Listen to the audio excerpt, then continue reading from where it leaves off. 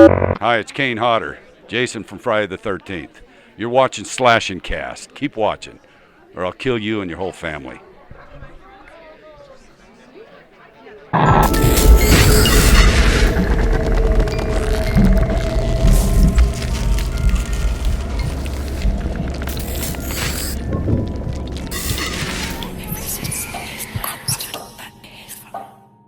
What's going on, horror fans? Welcome back to another episode of Slash and Cast. My name is Riley. That is Nick. Let me tell you, it's good to be back. I feel like we haven't filmed one of these in a long time. And let me tell you, I missed you as well. You, specifically right there with the tan shirt. Wait, that's not it. That's not a tan shirt. Go put a fucking shirt on. Go pause the episode, go put a goddamn shirt on and come back. God, what has happened in this place? We've been gone for 2 weeks and everyone's taking their clothes off. Same. We should disappear more often. All right, so right when we come back, I already announced that we probably won't have an episode of Slash Cast next week, as we'll be filming our Friday the 13th fan film reviving Camp Blood. We do plan on getting ahead on some videos, hopefully just have them scheduled out throughout the week. Can't guarantee what they're going to be or when they're coming out, but that's the plan. So hopefully that works out, so just keep an eye out for that. You should have do you have the bell on? Huh? You should. Okay, don't want to miss any videos. Little Mad Podcast, our show that's exclusively on Twitch at twitch.tv/Little Mad Podcast. We'll be live tonight. We're probably going to expand on quite a bit of the topics we have here, as we're covering a lot of San Diego Comic-Con. That's pretty much what this episode is all the news San Diego Comic-Con. But it's mainly the horror news. We will be going over some of the horror news on Little Mad, as well as some of the other news as well. So make sure you're there tonight, all right? 8 Eastern. It's going to be a good time. And we get to be involved with you, and that's a good time too. Other than that, everything you need to know in the description: Twitter, Facebook, Discord, Reddit, the links to sponsor, everything like that. All right? All in the description. Now let's dive into our news of the day. Like I said, basically a San Diego Comic-Con episode, breaking everything down. We're going to start first with the Universal panel. Now, the Universal panel, it started off with Glass, and we're not going to dive into Glass. We're going to mainly cover that a little mad, but just know that there was a new trailer, which was exciting. James McAvoy, of course, does look great again, naturally. But like I said, more on Little Mad. If you haven't seen the trailer, though, go check it out. It's pretty cool, especially if you're a fan of Unbreakable. I think Unbreakable fans will like the Glass trailer more than Split fans. Yep. I think that's a fair analysis. Yeah. But then there was the Halloween. It was literally one half Glass, one half Halloween. Unfortunately, from people that didn't go, it looks like Glass was more exciting because we got to see that stuff. Yeah. Right? Halloween, all right? So they did show a new clip as well as a new trailer. Both of those have not been released publicly, nor is there any word on when or if they will be released publicly. Right. So we may never see them, which is kind of shitty. We might see it in, either in August or September, maybe. I remember before the panel started, we sat down and we're like, please God, don't CinemaCon us again. All right, like, we're poor. We can't make it out there. Can you help out and it sucks because a lot of those people aren't even real fans. Most of them are just reporters just being there, or they just happen to be at Comic-Con and figured, hey, here's a panel I can get into. Right. So yeah, it sucks. Like, real fans like us and a bunch of other horror fans out there don't get to see that stuff, even though truly they're the ones that are keeping this franchise alive. Right. So hurts a little bit. That being said, we do have a pretty detailed description of what happened in those scenes. So let's go ahead and break that down, okay? First of all, there was a one-take scene. One take, all right? At least what appears to be one take. Right. I'm sure there might be some cuts in there. But one-take scene fit similar to the beginning of the original Halloween, which is nice. We already know David Gordon Green and Danny McBride kind of we can have a little more faith in them that they know what they're doing. Right. All right? It begins with a couple of kids going trick-or-treating on Halloween night. Then they suddenly bump into the Shape, that of course being Michael Myers. He walks down the street, then goes to a garage and picks up a hammer. He enters a house, stabs a woman to death, a pool of blood covering the kitchen table. Michael continues to the house next door, enters through the back door and stabs a young woman in the neck, the knife going all the way through. Yeesh. Yeah. So like I said, that scene, him going from one house to another, is one full take. Right. So that's cool. Long tracking shot. Those are always, like, in horror, they're not used nearly as much as they used to be. James Wan is still good with them, but Of course. you pretty much only see really good stuff like that in independent films now. Yeah. So it's good to see that that Halloween's going back to its roots. Also, it's worth noting that he did come across a baby in a crib, and he didn't do anything. Good for him. Good for him. This is the Michael I kind of like. Even in the essence of pure evil, we can all agree that baby should live. Or maybe he's gonna. This is all about the cult from Halloween 4, 5, and 6. I can't get behind that. I can't get behind that.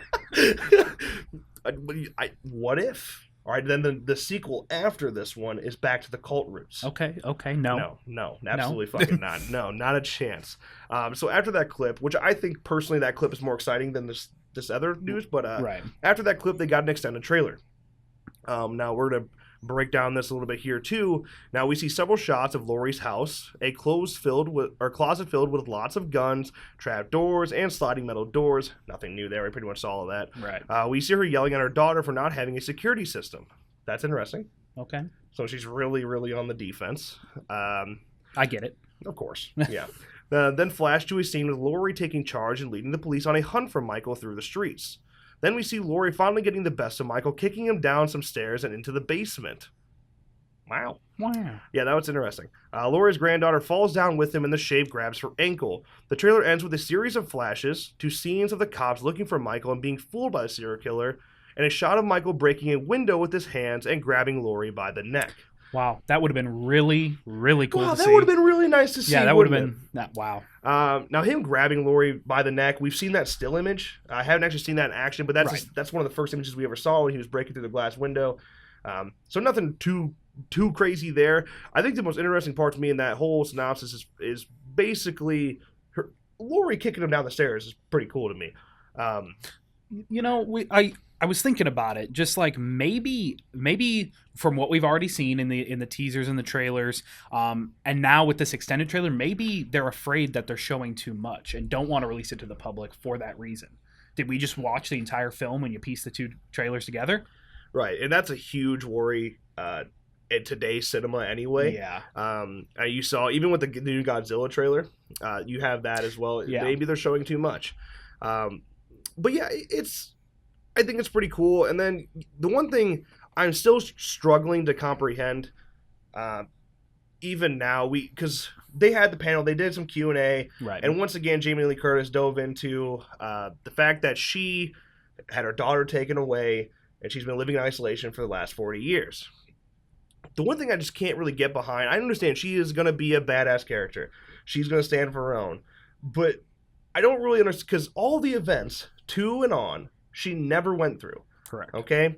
And her going to the point where she's crazy enough that she can't even defend and protect her own daughter in a way that is nurturing and caring, it seems odd to me that's where she's at. So, I don't know. Yeah. I get it. I get what they're doing. I understand it. And I'm not like judging the character of Laurie Strode because of that. It just seems weird to me that she's with one event, which one event can do it. I'm saying you can go full fucking cuckoo. Yeah. Off one event.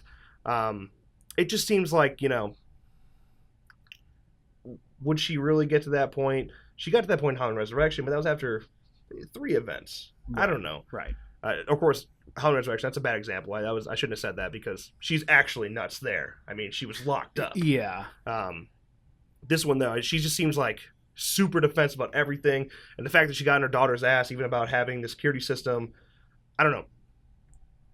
It's all business. Like, it seems like it's all business and no, family. I mean, she still had a family. Right. But it almost seems like we're changing what we would like her to be, which is more relatable as well. Yeah. But I always pictured her being like a really good mother, but also a hard ass at the same time, or somebody that can snap really quickly due to PTSD issues. Yeah. It just seems like she had a kid and the kid was taken away super young. I don't know. I hope they kind of elaborate a little bit on Judy Greer's background. How did she grow up? Who raised her? I'm sure like that's going to be in there. I just wonder how far in detail they go with it. Right. Because it looks like, there was a question at San Diego, at the panel, that basically said, all right, so this could be your last bout, Laurie versus Michael. This could be it. And then I believe it was Danny McBride or Jason Blum dove in. It was Blum.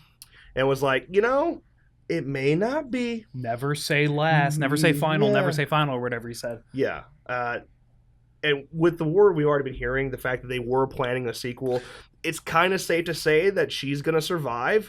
We may be proven wrong. but I think she's going to survive. I think Jason Blum might go weak on us. I think Blumhouse may go a little weak on us here. Yeah. And then I think they're going to keep her alive and probably for one more bout. Save that. Then you're getting into cash grab territory, but we're Halloween fans. We don't care. That's correct. We're used to it. We're used to it, right? I mean, this is the 11th entry now in this franchise, so yeah. I don't know. It's interesting to me, the fact that they're going to have a sequel, but I really feel like we might be getting to a point where either Andy Manichak is going to lead the series and continue it, or Judy Greer might. I don't know how I feel about Judy Greer doing it, but she may prove me wrong. Right, we're going to have to see like how well she's established. If she isn't established very well, then they need to continue on with that. I hope they wouldn't just dump her or she dies. You know, it can't be that simple of a movie, right? Like you would think, you know, either Laurie Strode, her daughter, or her granddaughter would die. Yeah, right? would die. Someone's got to die. Yeah, like you can't just. They've already spoiled quite a few kills. We know that quite a few of the cops are going to die. We know that the blonde chick, I'm zoning out her name, but she's going to die. Yeah. It's pretty much her boyfriend. We can all expect that he's going to die. So it seems like we already have our body count listed out here. So I don't know, man. I think at least one person in that family needs to go. Unfortunately, it's probably going to be Judy, right? Yeah. It makes sense to me they take Judy. Yeah. Oh, well. I like Judy Greer. Oh, well. I mean, I like her a lot. I like Judy, too. I just think she's kind of the oddball in this scenario. I agree. She's always played an oddball sidekick character. I mean, even in, like, the series Arrested Development. In Carrie, the remake, she's the oddball supporting character. She can't really lead. I love Judy Greer, but she can't. I don't think she can lead. And we haven't seen her lead. Yeah, we also don't know if Andy's very new. Like, this is truly Andy's first film. Yeah. A lot of pressure there. She may prove to be the next Scream Queen. We don't know. Yeah. With Judy Greer, though, I just think I just going off the line that I think is so funny. I say it all the time. It's like a joke between us now and in our streams. It's like, what bus crash? Like, Judy Greer just has that personality that just feels a little odd. Even though I love her, but something's just not like. I'm not saying there's something off with her. It's just like she's just kind of weird. She's just I don't know. I don't get it. Can't explain it. Yeah, I mean, hey, whatever. Yeah, whatever. Yeah, you know, but you would think that one of the three has to die, right? Someone in that family, one of the three. Yeah. I mean, it's possible that that Judy Greer's husband could bite it as well. Yeah. Didn't he? Will you see him? Well, at least if we believe that's the husband. I think that was him. It could also be her dad. I don't know. There's no real clarification on that yet in terms of what we can read through IMDb. We do know in the trailer. This is a pretty big spoiler. The first trailer. Yeah, the first trailer. Like if you've seen breakdowns of it, most people that have broken down the trailer will point this out to you. That dude does get his throat slit. Yeah. So. Like, your body count's laid out in front of you. Yeah. I think they fucked up with that in terms of the trailer. There must be a hell of an ending. I hope they prove me wrong. I hope there's just way more people that die than I could ever expected or things I haven't seen. But we have the body count laid out in front of us. I know. And then imagine we see this extended trailer. I mean, I want to see it, but at the same time, is it going to just give me the exact plot, scene for scene? Yeah. It's a little scary. Yeah. It is a little scary. Yeah. So, main thing to really take for San Diego Comic-Con in terms of Halloween is the fact that cool things happen, but you're not going to see it, and that's truly frustrating. And there's someone else we know who is probably just as frustrated with that fact. We recently got in touch with our friend Jimmy Champagne, who runs a YouTube channel that has been pretty devoted to this new Halloween film, way more devoted than we have in terms of breaking down news and letting you guys see it. So we asked him to send in a clip for today's episode and give us his thoughts. And he did just that. So take a look at this clip from Jimmy Champagne on his thoughts of the San Diego Comic-Con panel for Halloween. I hate to be that guy, but I think I speak for a lot of people, you guys included, when I say that I was a little disappointed with that panel from Blumhouse. I was excited when I saw the Glass trailer because that movie looks great, but I honestly think they should have either released both trailers or neither, because getting to see that trailer and then not getting to see the new Halloween trailer was pretty disappointing. On top of that, I really wish Jamie Lee Curtis would have talked about something new in the panel other than stuff we already knew, like the fact that her daughter was adopted by her ex-husband and that she sat in isolation waiting for Michael to escape. escape for 40 years. We've had that beaten over our head for months, and it would have been nice to hear some new stuff. That being said, from the recaps I read, it sounds like the trailer was pretty damn cool. I really like the idea of Michael going door to door, killing people at random and upgrading his weapons like in Falling Down, because that shows that Michael is way more brutal in this movie, which is important because by getting rid of Halloween 2, they knocked down his kill count significantly, so showing him to be a more brutal Michael makes him scary in 2018.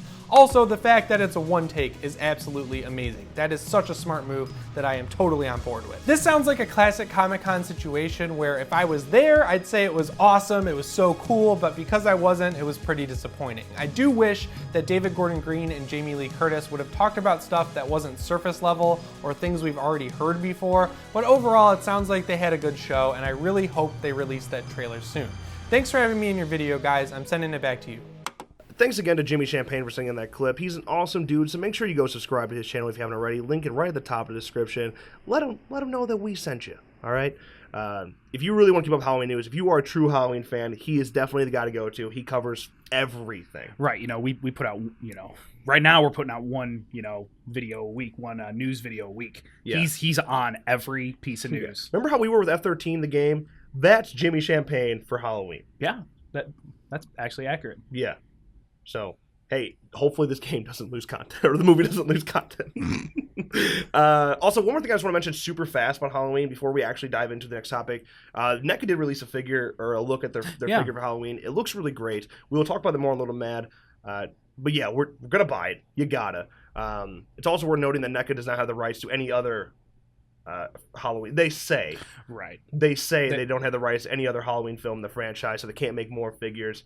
They said this about Halloween 2018. They said this about this film, and then they dropped a figure at San Diego Comic-Con. Right. So I'll link in the description for that too, of course, and our quick links, All right, now with that, let's move on to the new line panel for San Diego Comic-Con, starting first with It Chapter 2. Okay, this is there's a lot. This isn't crazy news, but at least it's a little exciting, okay? Now, director Andy Muschietti introduced a making-of montage via video message. He said, quote, "Bring your adult diapers to the theater." Wow, bold claim. Bold claim, Cotton. Now, Muschietti. I don't even know how to say his name. I might be butchering. I believe it's Muschietti? Muschietti. Muschietti. I believe it's Muschietti. At least it wasn't a turtle tub moment. True. We could have gone down that path, all right? He also shared some scene clips showing a few new and disturbing images of everyone's favorite dancing clown. We all know who that is, Pennywise, of course. Then they showed, they showed a certain scene at a Chinese restaurant where the adult version of the Losers Club meets for the first time in decades. We do see Bill Hader here as Richie, banging a gong before he says, "Sup, losers? So what do you want to talk about?" Yeah, like it's kind of weird because they just started shooting. And we got some decent footage, apparently. Yeah, that's true. Also, I think it's interesting that they already showed images of Bill Skarsgård, and I didn't think Bill Skarsgård would really get into shooting yet. Right. In terms of where they were at. So it's interesting to see him already going. And Muschietti also promised that they would, quote, crank up the horror aspect. Crank it up? Yeah, it was pretty... the first one was pretty scary. It was pretty scary. I had nightmares from that. I guess I see that. I guess it was more... I don't know. When I look back at It Chapter 2 now, seeing in theaters... Yes, of course. Chapter 1. Looking back at it now... Because in theaters, it was creepy. It really was. Yeah. And there was something that would kind of stick with you for a little bit. But looking back now, it's kind of action-filled. I agree. There's not so much... I don't know. The suspense, it just doesn't feel the same now. Of course, you know what's happening. So that happens with every film. I don't know. It just seems more action-filled to me. So if they could drive that a little bit more. Pennywise, in the original 1990 series, the television miniseries, he was funnier then. So they definitely did a better job. I think that's why all of us, when we saw the remake of it, thought it was really scary because it is shocking compared to the 1990 one. Right. It needs more darkness. Yeah. I think, really the only dark, like nighttime and dark scenes, that last, the final act was sort of at night when they got in the sewers. It probably wasn't even at night. Yeah. They were in the sewers and it was dark. Like that was, one of the scariest moments. And then the opening scene as well. Yeah. It's stormy, dark and stormy. If we can get more of that, and then if we can get more of that rather than, the light daytime scenes. Like we got. It's kind of, now you said that, like looking back at it is driven in the day for the most part. It's still toned dark in a way. Yeah, it's a pretty much daylight film. Right. So that's interesting. More nighttime. So yeah, that's it. Chapter 2. Now, I think this actually it shocked me the most, and I think it's the most interesting is the fact that we saw 3 extended clips of La Llorona.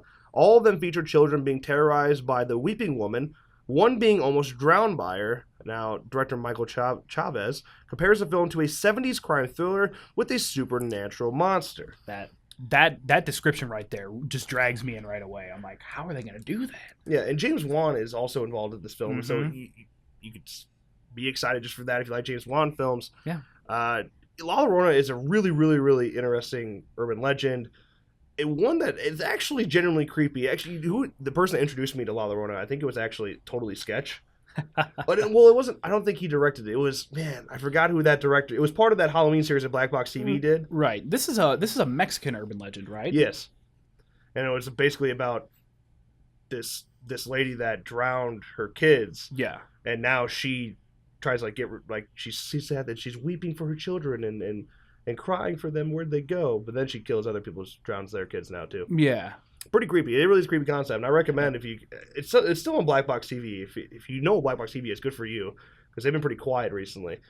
You should go check out their channel and watch the La Llorona short film. Yeah. It really is creepy. Yeah. It scares me every time. Now we also got a new clip from The Nun, which featured a man being buried alive, a nun hanging herself after being haunted by the film's titular nun, a snake coming out of a kid's mouth, and lots of upside-down crosses and nuns being scared. Yep. That's I mean, Jesus. That's intense. I really want to see that. I don't believe that's public either. Who's burying the man alive? Yeah, I don't think that footage is public. So we're just kind of stuck here taking words and making visuals with it. Often that's scarier, but right. I really want to see that. Why is a man being buried alive? A nun hanging herself, that's going to scare the shit out of me. I mean, hanging in general. Yeah, it's scary. All right? Like, it messes with my head. Yeah. And then not to mention, I mean, snake coming out of a kid's mouth. I mean, that feels like Halloween 3. I like that. I like that.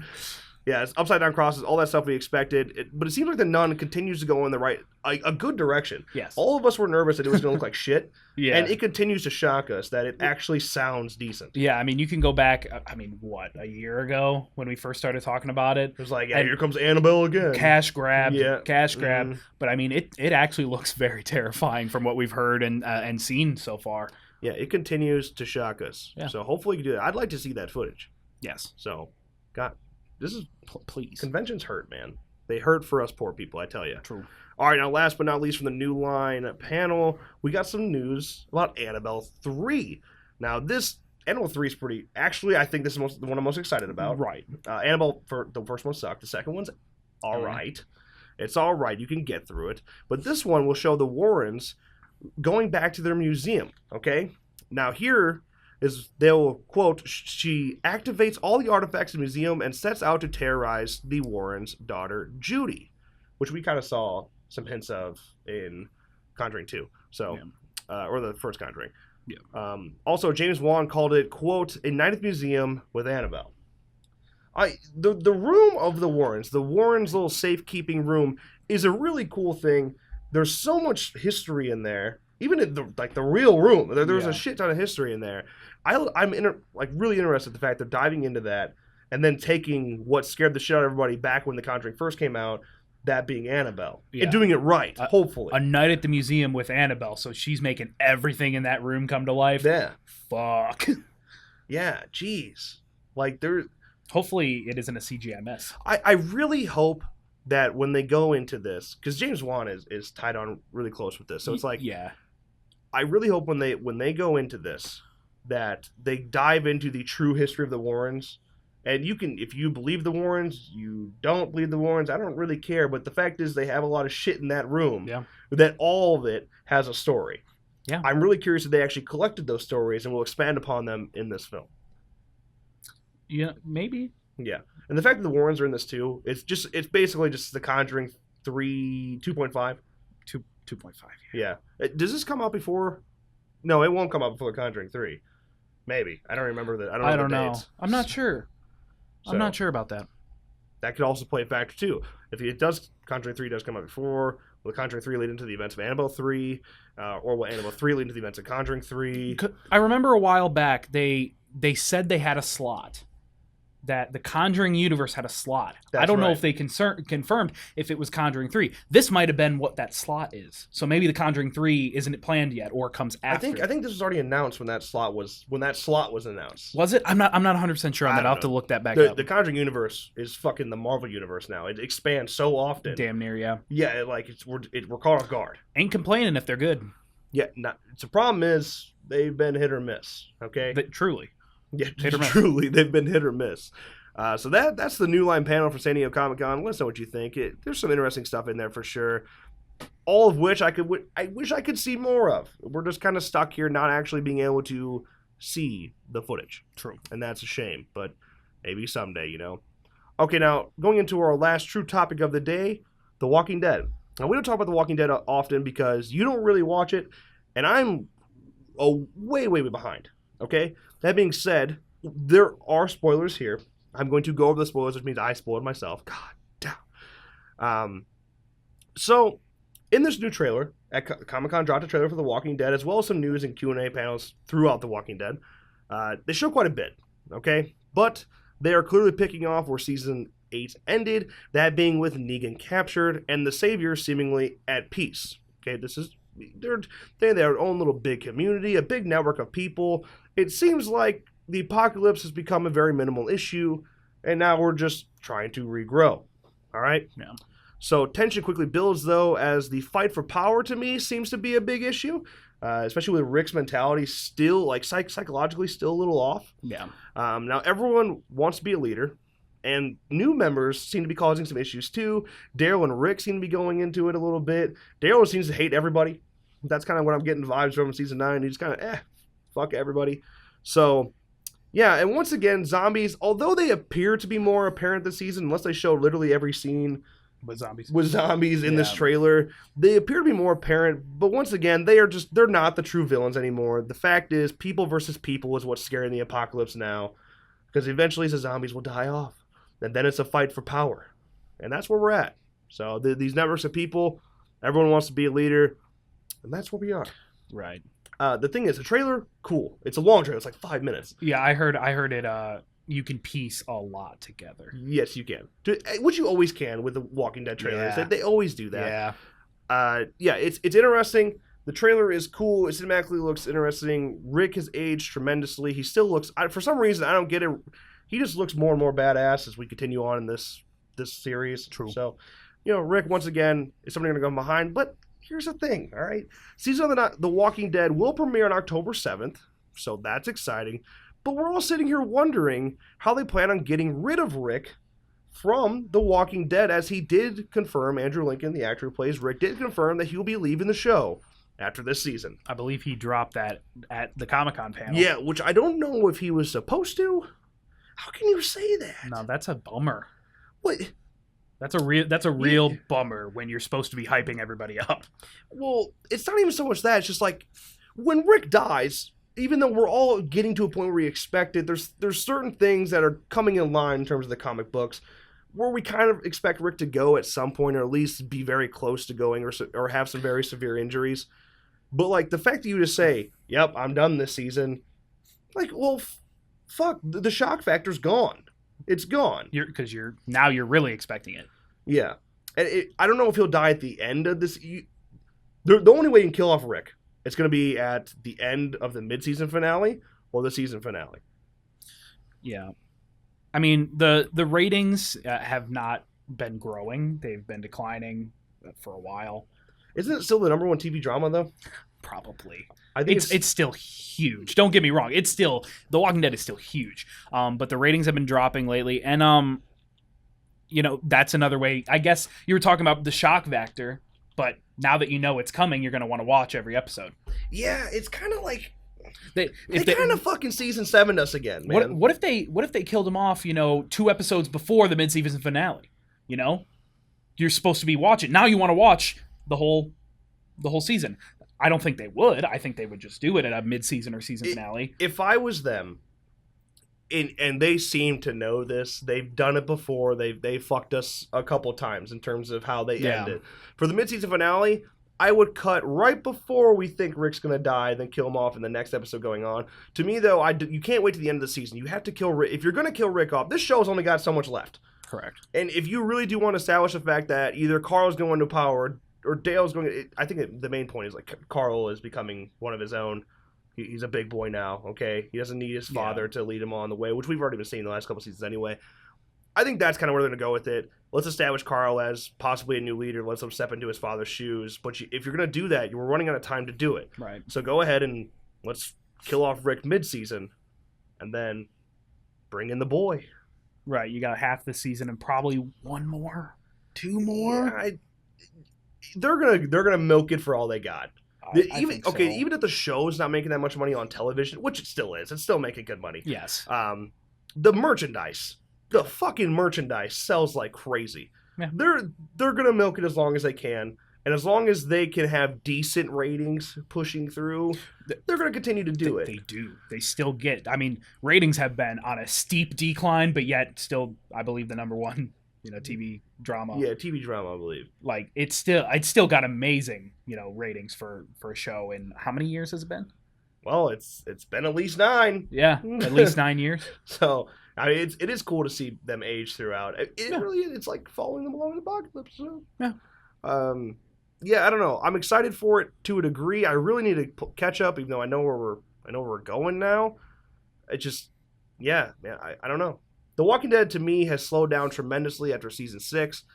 You just kind of, there's only so much you can do, and once zombies aren't the main drive factor of the show, you kind of, I don't know. It's not what it used to be. It's not. Of course, a lot of people hate season 2, so I don't know. I don't know if any of the seasons have been worse than season 2. Yeah. I personally like season 2. Just saying. I like farms. Maybe that's why. I don't know. Here's hoping for the rest of it. Like I said, October 7th, it's coming back, and we're probably getting close to the end here. So play catch up and enjoy what you got of The Walking Dead, because I would say season 10 is a good time to just call it quits. We'll see though. So that's our last topic of the day in terms of Slash and Cast. That being said, we do have quite a bit more to talk about on Little Mad tonight. That includes The Predator has some new footage, which we should be watching and going over. Yes. There's a Buffy reboot. I'll just save my frustration for a Little Mad, but Jesus Christ, why? The Godzilla 2 trailer, the King of Monsters trailer, fucking incredible. Yeah. So excited to look at that. Yeah. The Purge TV series got a new trailer, which actually not that bad. Right. Not that bad. So be there or be square. Twitch.tv/LittleMadPodcast. Would love to have you to hear your thoughts live, okay? So go into it, as well as any questions you have as we go, because that's what it's all about. That's why we do it live. Also, some quick headlines before we wrap things up. All those links are in the description to full stories, including the Halloween trailer redone in Lego fashion.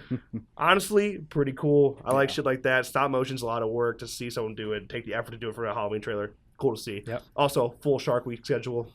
It's down below. Happy Shark Week. Yeah, as well as a bunch of other shit. So, horror fans, go check it out. But that is going to wrap up Slash and Cast today. If you enjoyed, make sure you drop a like and subscribe. Turn notifications on so much video stream in the future. But man, with that, God damn. Comic-Con passes again. Thank you guys so much for watching. Editor, roll that outro.